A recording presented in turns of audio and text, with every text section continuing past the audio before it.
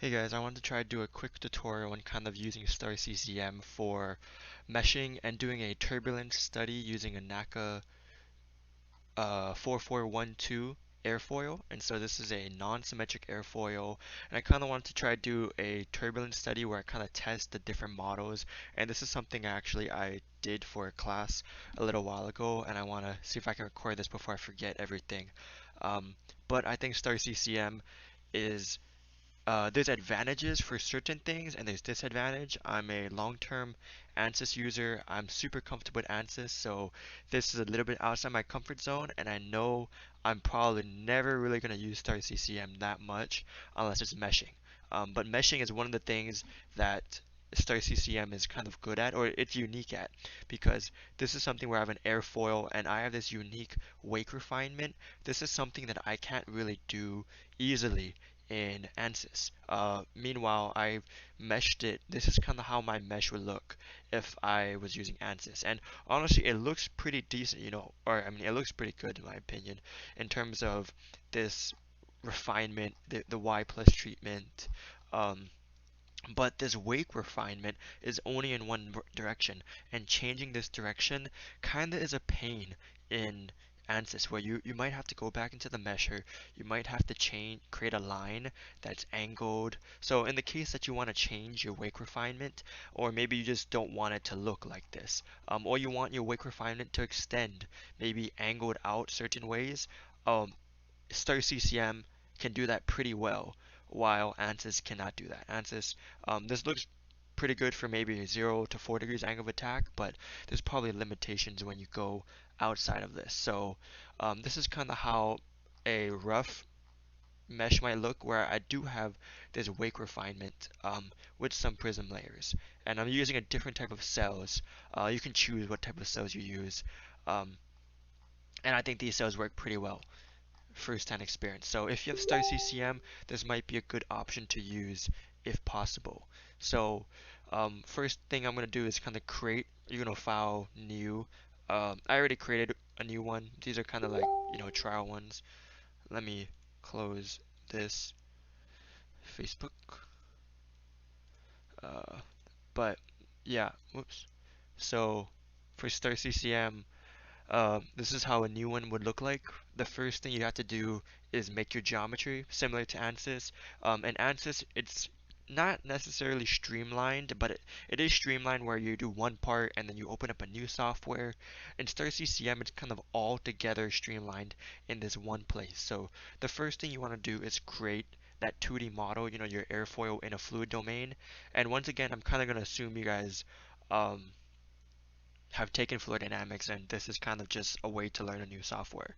So you have to go new, you have to create a new file, and this is kind of its built-in, uh, what do you call it? What would be an equivalent for design modeler. So what you want to do is probably first Google. Right here, I pulled it right up. NACA 4412 airfoil plotter. I'm gonna make my chord length 2 meters to make it simply make sure all my airflow is incompressible at a certain Reynolds number, and so 2 meters corresponds to 2,000 millimeters. When I plot it, it gets me this kind of, it's a little bit rough, but that's okay. I'm going to CSV file the coordinates. I'll just open it up. I actually kind of did this already, but I'll show you guys how it comes out like this. First thing I'm gonna do is one, change everything to meters because Star-CCM default is in meters. So I'm just gonna take this and divide that by 1,000, and I'm gonna extend that down to everything. And I'm gonna create a Z component because when you import coordinates, you usually have to incorporate X, Y, and Z.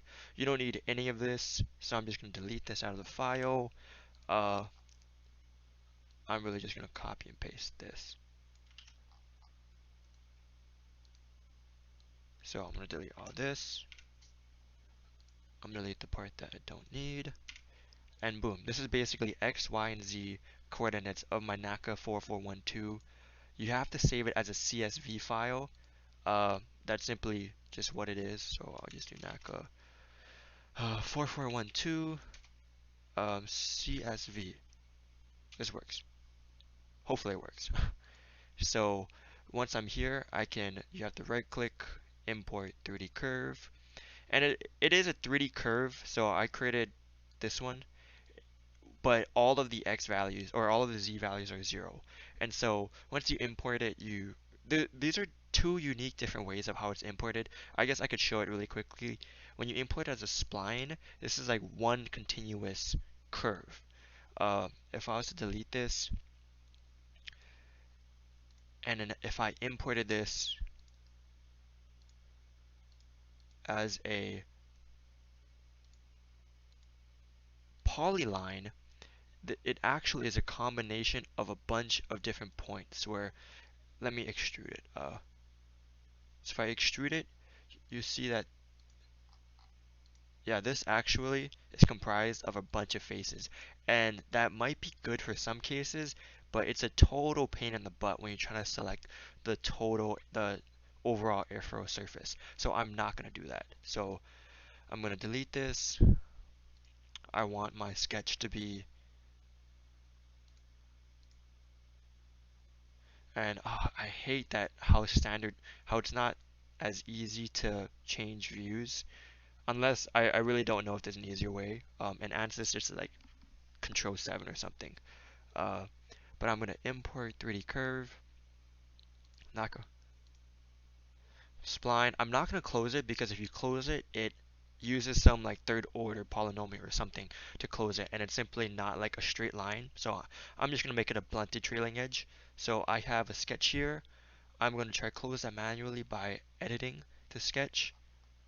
I Oops, whoops. I'm gonna say create line. I'm just gonna go boom, boom. Okay, and boom. I have it completed. I'm gonna right click, extrude. You really kind of just extrude it some distance. Doesn't really matter because you're gonna eventually make this 2D. So in ANSYS you can start 2D, in Star-CCM you have to start 3D and then make it 2D when you mesh it. So kind of weird. Don't know why it's like that. So I have this. Then I need to create my domain. So I'm gonna create a sketch. I'm kind of going to, and the way this is done is kind of weird. I'm just gonna roughly draw, some of it. Oops. Remember, if you saw my last video, I do a C mesh, which is generally the best. Uh,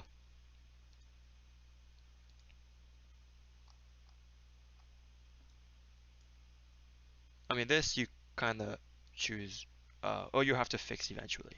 So the way I'm going to fix it is I'm going to manually choose a X and Y coordinate.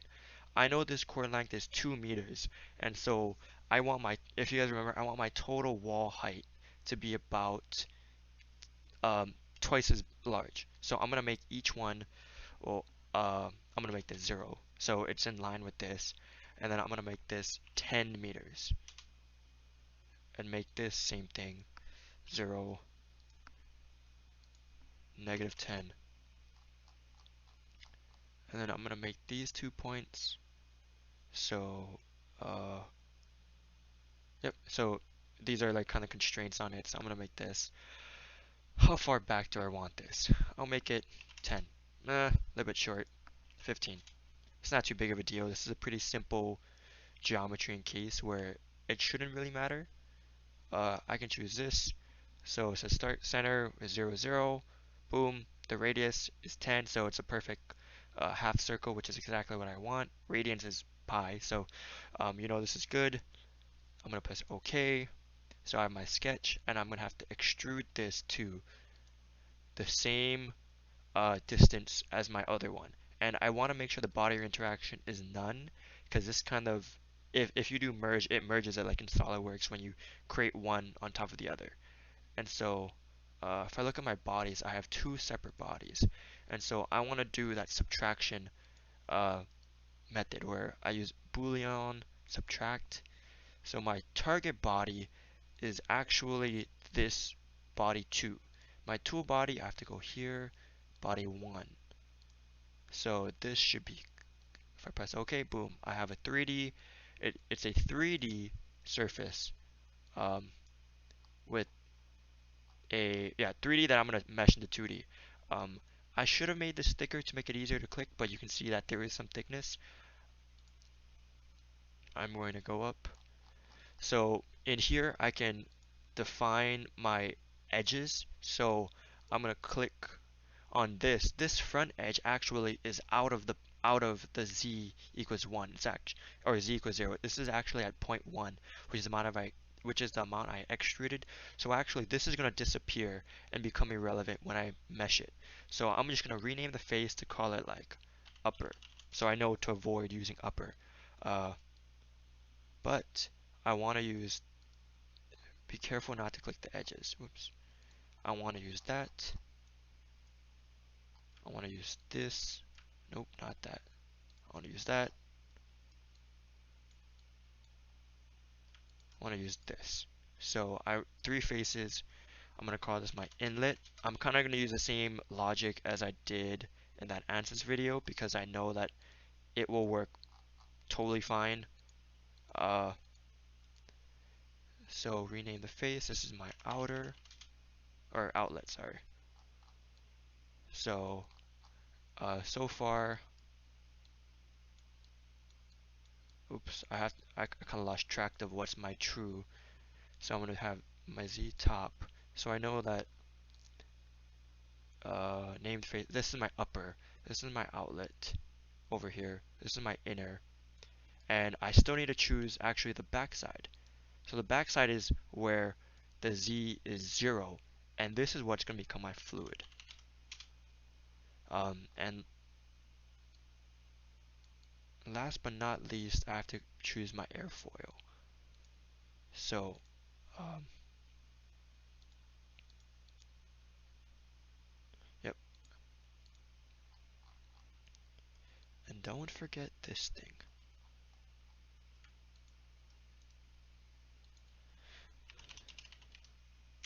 Alright, so I have my airfoil, my fluid, which is, if you pay close attention, fluid is one side. I guess you best can see it here. So fluid's one side, inner is here, outlet's the outside, upper is the side that will become irrelevant, as you'll see in a bit. So this should be enough. I can update my CAD, close it. Yes. So I can close, this is irrelevant, this is talking about another one. Um, so I guess I can close this, or I'll leave this open, but I'm working in this space. So here I have to create, whoops, I have a 3D model. Here's my CAD. I have to make this a new geometry part. I will just say yes, create a part out of this. I have a body 2, and you can see it has all of my surfaces. These are kind of these right now are unassigned, so I need to assign them. And you do that by assigning parts to regions. So, pop to my other screen. I have basically want to select my body, and I want to create a boundary for each part surface. I will apply. No interfaces were created, but I think it should be fine. My regions. I basically create a bunch of regions. So I have, did I do this correctly? And one thing you can do, oh actually I think this might be fine, once I mesh it. So to mesh it, meshing is under an operation, so I have to do new mesh, and I actually will badge for 2D meshing. This badging for 2D meshing basically says take this body and make it 2D. And I can execute this. And this kind of assigned, in this case you see that this upper kind of like stays unassigned, so it's basically irrelevant now. And so I made it a 2D mesh basically. Uh, I can even, and the way you make things appear is you go under scenes and new scene, mesh. Right now this is like your default, like nothing has happened. But this is how it looks basically right now. So I need to then create a mesh. I need to do an automated mesh 2D. select my body, and here I choose, you know, what happened, how do I want to mesh it. I'm going to use a polygonal mesh because it has more points, it kind of looks cool, and honestly it works pretty well. I will do prism layers. Prism layers is that like inflation. Inflation is kind of an ANSYS term. Prism layer is the Star-CCM version. And I press OK, I can just execute this defaultly really quickly. You'll see how it, uh, I guess it didn't really change at all because I didn't assign any values. So right now there is polygonal measure. You don't really touch, or you could touch this, but usually you want to touch the default controls. So for my base size, that is how I want to uh, change my element size. I'm gonna make them 0.001. I actually think I wrote it down somewhere. Yeah, this is basically some of the stuff I'm gonna use. 0.001. Some of this I don't really need to touch. Growth rate, which is how one cell grows to the next cell. I'm just gonna lower that to 1.1. I'm gonna make this 15. I'm gonna make this absolute. This is my so the way I want to do my prism layers is I want to do this wall thickness. So the way I did it before is I did 7e negative 6 meters. So I will do 7, and let's see how this looks. Whoops. Alright, so right now I'm on a certain license, so this apparently looks like it's gonna be huge. Uh, so let me try do some custom control. So actually, if we check this out, I'm just gonna increase my base size. I wanna see how this looks first and foremost. And so in this control, we see that it's doing all the computational stuff. Making the first mesh seems to take the longest, simply because I don't know why. To be totally honest, I really don't know Star-CCM's like underlying logic and stuff, but this is kind of like how you generally go about doing it. But the cool stuff actually is in this custom controls. So we'll just give this a second. Yeah, hopefully this can help some people either using Star-CCM for airfoil analysis or just want to see some of the results.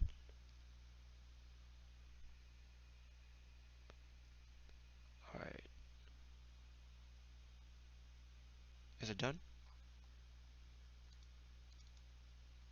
Hmm. Why is this? Is this scene correct?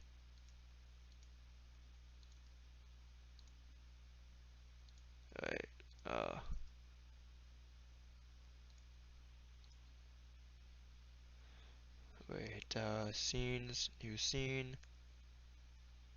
All right, there we go. I don't know why it didn't work, huh? So one thing you can see actually is it's applying some of these cells, or the cells around the boundaries are very refined too. And actually, we don't need that because what's really most interesting is what's happening around here. And so, uh, oh, actually, and so one thing too is there's not really a prism layer going on. So prism layer wall thickness, I think this is the like the first layer height equivalent. And so this is way too big. So actually, let me look at this. Near wall thickness. This is supposed to be my near wall thickness actually. Whoops. 17 near wall thickness. So I want to make this super refined. Total thickness. This actually, wow, actually that would have been really small. Where did I put this? 15.015? No, actually 0.015. And this is something you guys can play around with. I'm going to execute. Hopefully it doesn't take nearly as long. It actually probably will still take some time because I'm changing a good amount of stuff. Oh shoot, and I actually wanted to get rid of this. And so some of the things here you can see it like smooths it. It has its own way of doing things. So this is kind of in its own sense like a quasi face meshing.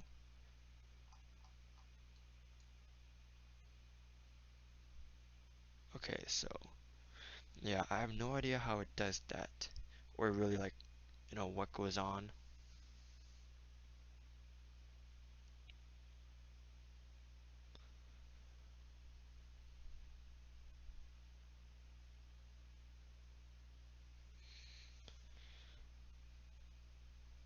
This does take up a good amount of RAM too.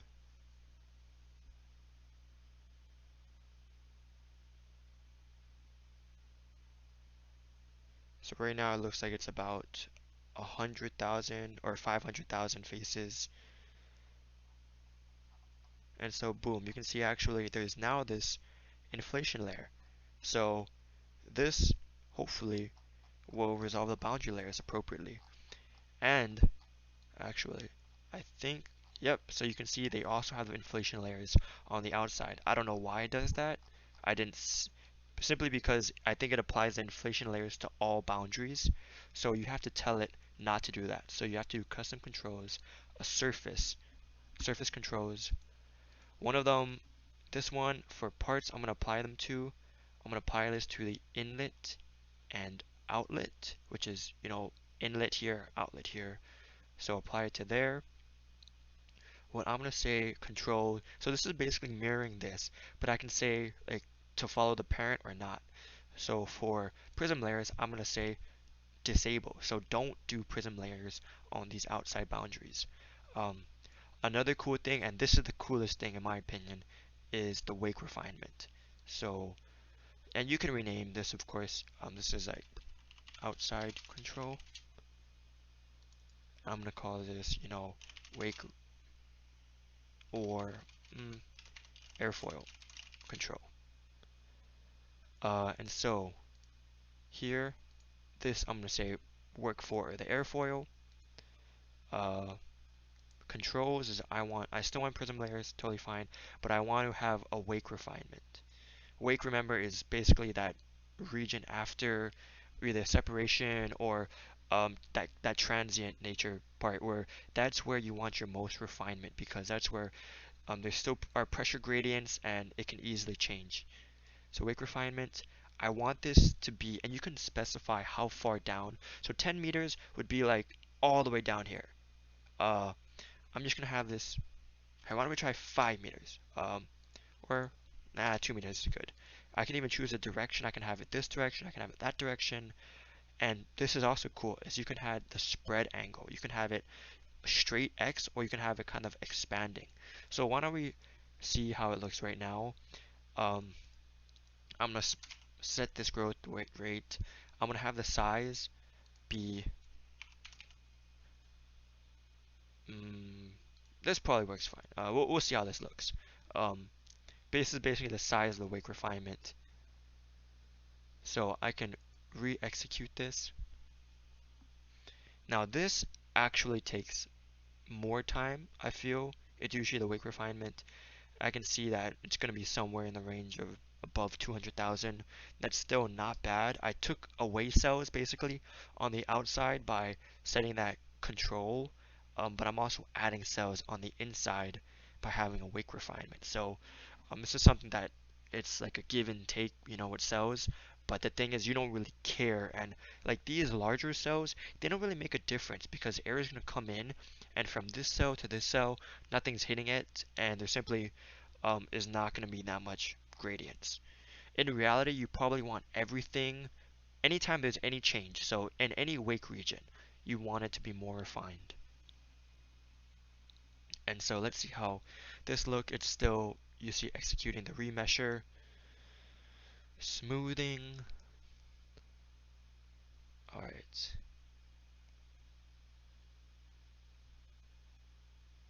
So yeah, this takes some time. And all right, iteration one. Yeah, kind of interesting. I'm gonna start in ANSYS when it's meshing. It's kind of just like frozen, for a little bit. But in this case, you kind of actually see that it's still working, and your program's like not frozen.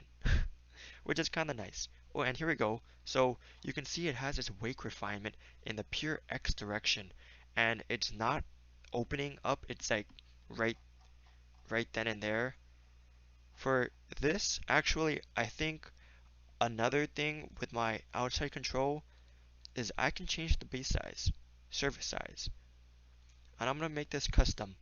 I'm gonna say, I don't want it the parent size, which the parent size is, yeah, what I use.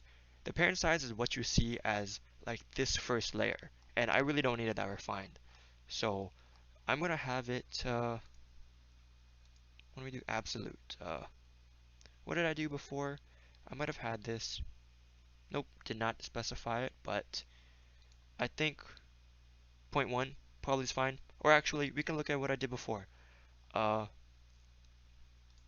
I have, what did I do before? Operations, zero point 0.1. Oh, I did have zero point 0.1. Okay. Point, oh, not zero point 0.01. I'm going to do 0.1 meters. And so this is going to make these cells bigger. Uh, and at the same time, I want some spread. I don't want this only just right behind it. I want it to kind of open up a little bit. And so in the airfoil control, for the wake refinement, I will have a spread angle. I want this in degrees because I don't know about you, but I don't think when I look at things, I don't think, wow, that's a power for radians. I look at it and be like, that's about 10 degrees. And so 10 degrees will open it both sides. And so this is kind of how you will change it. If you want to have wake refinement in a certain direction that corresponds to maybe an angled inlet, you can angle your wake refinement through this direction and by having a spread angle. So I change my wake refinement, I change my surface, my outside element here because I don't need it that refined, and I'm going to re-execute. So it's remeshing it. So you should see this wake refinement region expanding, and we should see these cells also getting smaller. So actually, yeah, this wake refinement region actually adds a handful amount of cells, which is good because we want it to be more refined there. This is kind of like the only good thing with Star-CCM is this whole meshing process. So sometimes I hear people like using Star-CCM just to mesh, and then they take that mesh file and throw it into ANSYS. Um, Not to say that the solving in Star-CCM is bad. I think it's definitely much more comprehensive, and you have more options to do things in ANSYS. Plus, ANSYS has way more uh, literature. Like you can, if you have a question on how the solvers work or how the ANSYS specific solvers work, ANSYS is way better. They have like the equations online. Star-CCM, like I have no idea some of their stuff. Oh, but here we have it done. So you can see on the outside that these elements are made larger, where I really don't care uh, some of the things here because you'll see in the end scene that these are all constant velocity, and as long as the outside is still a constant velocity, it shouldn't make that big of a deal. And so, but what I have here is I still have my prism layers, uh, and I have this wake refinement. In the grand scheme of things, uh, depending on the height and the size, like this might look decently good, might look good enough. For my simple case, it's going to be good enough. I could extend this uh, by going into wake refinement if I wanted to make this go farther down. Uh, so right now I only have 50,000. I only have, wow, 165 faces. That's not that much, honestly. Uh, so for my computational reason, I'm going to say this is good enough because I'm not going to do too much separation studying right now, or I'm not going to show you guys that right now. But I'm hopefully showing you guys that like this wake refinement is pretty cool, and it definitely is nice to have, and you can control everything else on the outside. Uh, and so moving on, saying, all right, this mesh, good enough. Continua is where you set up your physics. So I'm going to double click it, what pops up is this thingy majiggy, or actually, whoop, I'm gonna select models. So time, steady state, I want gas. I'm just gonna use air, regular old air. I'm gonna do coupled flow because it kind of converges better, and I know I'm not gonna have convergence issues. Well, it converges quicker, not necessarily easier. So sometimes, and I probably talked about this in my other video, or you can look up ANSYS. Uh, Coupled flow converges quicker, not always converges though. I will use constant density to make things as simple as possible. I will do turbulent. I'm going to use the Split on Mars case. You can see it uses a all Y plus wall treatment, um, which actually is a little bit different. This means that I think, actually, I don't really know because Star-CCM doesn't specify in their online. They don't really have any resources. I don't know if they're using a wall treatment, or I think they are, meaning they don't resolve the viscous sublayers. And then they're using some proprietary equation, uh, basically outside of the boundary height. So should be good. Uh, Gas, air, material property of it, density, constant, boom, perfect. Regions, I have my boundaries. This is where you're going to set up some of your things. So I have my airfoil, and so I'm going to rename this as airfoil. I'm going to leave this as what. It doesn't really matter, makes a difference. I'll call this inlet, outlet. These two things you can kind of leave them as they are. Um, but you need to change because right now they're defaultly a wall. You have to change what they are. You have to do velocity inlet. Oh, whoops, whoops, whoops. No, this actually is a wall. And so in here, you also have to specify your shear stress. It's a no slip condition. That's generally how you want your walls. My inlet, I will make this velocity inlet. Flow direction, I don't want this boundary normal because if you do remember the last time, boundary normal means here it's going to be normal too. I'm just going to have this a single component. Physical values, flow direction, all x direction, same coordinate system. I will do, uh, shoot, actually compare this to some stuff before.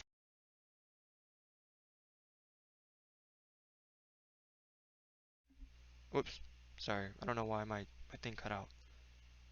But uh, my velocity magnitude, I will leave this as 1, uh, and I'll plug my paper after in a bit. My outlet, I want to make sure this is not a wall. I want this as a pressure outlet. Um, Physical features, pressure, this is gauge pressure. So this pressure is no different than my inlet. Backflow, doesn't matter. There should not be any backflow. Um, so you could also change some stuff. You can change your initial conditions, but I'm just going to initialize it at all zeros. And so this actually might be all I need right now. So one thing that's cool also with Star-CCM is you can watch things converge as it's doing its iteration. So I'm going to new scene. I'm going to do a scalar. Scalar as in like any scalar. Uh, you have to say what scalar it is, what part. So for me, I'm going to do it the region. Yeah, I think that's it. But scalar field, I have to choose velocity. I'm going to do magnitude of velocity. Uh, yeah, scalar field. But it's not initialized, so there's nothing showing up. So this thing, this green button initializes it, and boom, it's all zeros right now. It will have to change in a bit. Scalar, I'm gonna make this scalar. I'm gonna make it smooth to make it look prettier. Uh, yeah, I think it should be ready. So this starts it, and here's residuals. It's gonna, you know, do continuum. It's gonna do all these crazy things. But you can see in the scalar scene, this is how it looks right now. So, it's kind of interesting in my opinion, like seeing it solve. Uh, because it does all these iterative techniques, and you kind of get to see how it, uh, resolves. So of course it's totally wrong. This might take a bunch of time. It takes more time to have it to have the scalar scene open. If you want to converge and iterate a lot faster, don't have this open. Uh, just let it iterate, and then you can watch continuum or the continuity. And I talked about it before. Convergence is kind of an abstract concept. You have to kind of have some type of criteria, so you can make it print out, maybe lift force or drag force, and whenever it stops changing, that's your convergence. But yeah, this is kind of cool to see. Right now it's not looking any better, but slowly but surely it's going down. And I did this before, so this should eventually, it might take a few hundred iterations, but surely it should. I think in my last time I kind of did a practice run, it took like 500 iterations. Um, yeah, but I wrote this for a class in a. I did this first for a class project where, uh, mm, yeah, hopefully, eventually this will converge. And actually, what's interesting is this gradient right here. You see it's taking some time. This probably corresponds to the wake refinement region. So although I made it much more accurate in this region, it's still having some troubles going from larger cells to smaller cells. And so maybe I should, revisit how I meshed it. And in reality, I might want to change some stuff like, uh, here, what could I have changed? Maybe base size. Yeah, I could have made some of these outside cells, not so much bigger. That probably would have helped the convergence.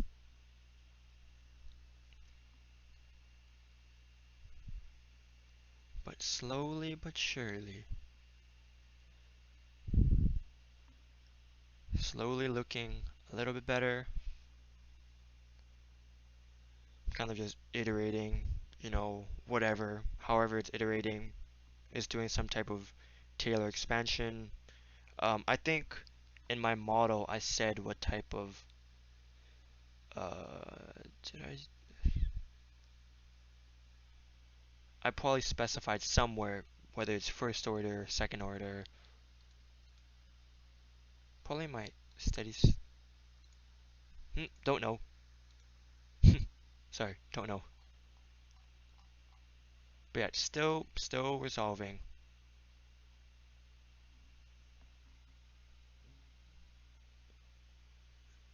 Might take a second. But should I show my paper? Yeah, I can show it really quickly. I'll probably, here's a paper I wrote for a class a little while ago. Blah blah blah. Numerical investigation of turbulent modeling over non-symmetric NACA airfoil. I basically wanted to see how different solvers. So I compared the Sparta Mars, the K epsilon realizable, and the K omega SST to this airfoil. And you can see this looks more refined. Some of these meshes I used. I still use that wake refinement, but I changed my wake refinement angle um, to change for each angle of attack. I did a bit of a mesh study, and I saw there are some experimental results. This corresponds to experimental results, but this is how all of the models captured the separation. And so you can kind of see that, prior to it, they look pretty good, but after separation, they all look pretty bad. And none of them really gets it pretty well. The K omega generally does the best um, to capture separation, if anything. And so here, actually, it's been 600 iterations, um, but starting to look better. This is almost like, what do you call it? What are those called? Like eddy currents, basically. small eddies. And in steady state, these will go away. So it really was just a matter of time before this converges. If you can just bear with me, slowly moving. And so you can see that it probably moves quicker around here because there's less cells. So when it's iterating, it iterates one cell to the next, and it just does that a lot quicker. While here, the cells are going from one cell to the next, but that one cell to the next cell covers much less area than how it was before. Yeah, I shouldn't have made some of those meshes so small, or some of those, yeah, but it's slowly reaching it. Alright, how about I'm gonna pause the video and I will be right back when I think it's better. Alright, so I let it run for about 1,000 more iterations, and overall it looks better. I mean, there's outside looks pretty converged. This is exactly what you expect with um, higher velocity on the top. It's a curved airfoil, so it accelerates over the top due to the Bernoulli's effect, and you have that slight wake region here. Clearly, I probably should have refined it even more, but that's something you want to play around with in the mesh settings. So I just wanted to show that really quickly, and to see that this does work. It's can be quicker. I did this all within 30 or 45, 50 minutes. So if I had this more refined, so I'm looking at it and I have this extending here. In reality, this probably goes farther. So if I let it run more, I might reach it. If I do better mesh refinement, might be better. So this is kind of like a rough trial. So this is kind of how it goes. Uh, that's kind of all I want to show. I could show that if I wanted to change the inlet direction, I would. So this is a 0 angle of attack. If I wanted to make it 4 degrees angle of attack, I would go into my regions, boundary, inlet, flow directions. So this is right now by components. Yep, I could make it transient. I'm gonna make it flow direction though. So I could do components. I could do angles. So this is kind of cool. I could do velocity magnitude 1 meter per second, but make it uh gosh, I hate 3D coordinates, but I think, well, you guys probably know this better than me. I'm not gonna do those angles actually, but you get the point. What I would just do is I would do the cosine, you know, cosine of 4 degrees here and sine of 4 degrees here. So I don't remember off the top of my head. It's like 0.997, something like that. And this is point 0. I'm totally pulling this out of thin air. I could literally just Google sine 4 degrees. Point 0. Actually, I was not too bad. Alright, boom. I'm just gonna very rough. I'm also gonna remesh this though. So, uh, my airflow control, my wake refinement, I want to change this. So here's my mesh. I want to change this, the direction. Spread angle is okay, but the direction, I want to also make that 0.997, something like that. Yep, and I'm gonna remesh this. I do think these are pretty big. It's okay, it's okay.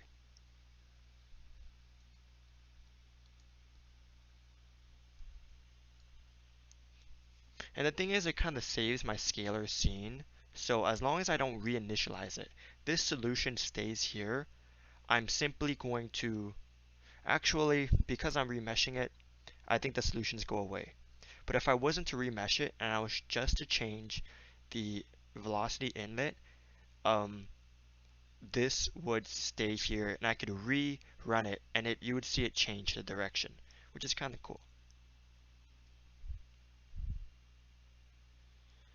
So it's kind of re-updating. This takes forever, but hopefully you'll see that instead of like, just this way with a 10-degree spread, it'll be a little bit that way with a 4 degrees, or with a 10 degree spread and a 4 degrees angle of attack. Take some time.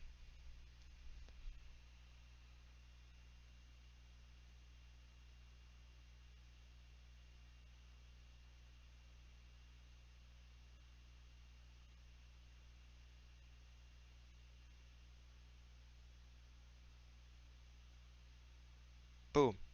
That was a very, very subtle change. A very subtle change, but still a change. Um, yep, I didn't change too much, but I changed my inlet direction. Scalar scene is still there, so actually, maybe I could just run it again. I really forget if I can just do this. If I can, let's see. So I'm rerunning it, and you can immediately see it's changing. So it's probably going to diverge quickly. Yeah, looks like it's diverging. Or not diverging, but it's yeah, I mean it is kind of diverging, and it will reconverge. So you'll see instead of this high velocity being straight upwards, it's going to be probably closer to the front because it's now angled. It's now coming in this direction. And this will slowly, after converging with some other stuff, it will start going. Oh, and interesting, you can see that separation, it's not true, there's no separation bubble, but that slight separation is forming. And so you can see how when it first starts to iterate, it first realizes like, yes, there is um, higher velocity at the more front region. And even you can see here, this wake angle is no longer straight backwards. It's going to slowly find its way to 4 degrees or, whatever degrees I put it in. And so this is kind of the cool thing with Star-CCM. Um, does it iterate faster than ANSYS? I don't know. I don't know exactly uh, how that computational stuff works. But this is some cool features. It's being able to see it go in real time, having this mesh feature. Um, I'm sure, like in all honesty, this mesh for these simple cases might be better. Uh, this mesh probably, but this wake refinement is only in one direction, and if I want to change it, um, it might be better to have something like this. And of course, if I would do a serious study, I probably would extend this all the way to the end. I'd extend it to the angle. Um, so if I pull up some of the papers, yep, I have it kind of, you see in some of the papers, I have, it's not really a paper, it's like just a quick study. I didn't extend it that far, but I definitely use a smaller size. Um, and K Omega worked the best. So if you guys have any questions about how the models work, I would recommend just looking on ANSYS's website. So let's see how this is doing. Yeah, so you can see this is slowly starting to go a little bit more that way, a little bit more separation, and that's how it's supposed to go. So hopefully this helps you guys know how to import the geometry, create a mesh, a unique mesh, take advantage of this wake refinement, because that's probably the only advantage um, that Star-CCM has. And it's just, it's a different software. Some people prefer Star-CCM, some people prefer ANSYS. I think it's cool to be able to do both. All right, thank you. One thing I could do really quick is actually show you guys the result for converge 4 degrees angle of attack. So in this case, I'm just looking at lift. I created a report, new report, force coefficient, and I vectorized it. This is the x direction, the y direction, the reference density, velocity, and area. I also changed the velocity such that it matches the Reynolds number of experimental data done by NASA. So after changing my reference values, it got to this converge value, this 0.838, something like that. And this corresponds to, I believe, uh, Reynolds number of 1.64 million. So I have the experimental results right here. So this graph shows experimental results at 4 degrees angle of attack, and at 4 degrees it's about zero point 0.8, 2.83. So for this case, this works pretty well. I did this mesh. I mean, some of the older NASA stuff, like it's not digitized, so this is kind of the best you have to compare it to, and it looks like it works pretty well. So it's kind of just further proof that this mesh, while it might not look as pleasant as this, it works just as fine. It's gonna work sometimes better, sometimes worse. So some other thing, yeah, I showed in that other video how to vectorize my flow like this. I changed my intensity to a certain value that match experimental results and things like that.